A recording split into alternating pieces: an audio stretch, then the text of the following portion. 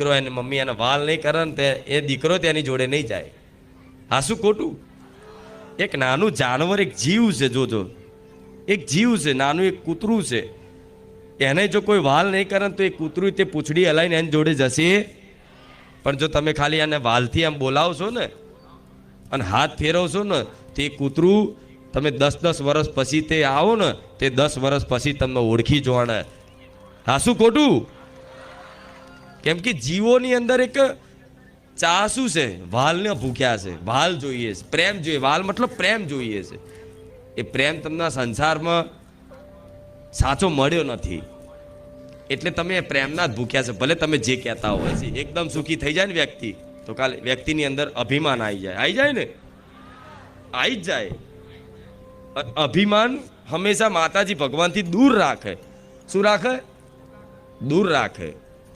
તો માતા એ જોતી હોય કે આને થોડો તૈયાર કરવા દે. ભલે મારી પર વિશ્વાસ છે, શ્રદ્ધા છે, મને ખૂબ માનસ, મને ખૂબ ચાહસ, મારું નામ લેતા એની આંખો પલળી જાય. હું જોતી હોય મને તમે ખૂબ ચાહો છો, પણ છતાંય તે હું શું જોતી હોય, હું કેમ તમારા કામ ના કરતી હોય? તમને ખબર છે કે માતાજી સાંભળે છે છતાંય કામ નહીં કરતી, તો એટલે ના કરતી હું તમને તૈયાર કરું છું.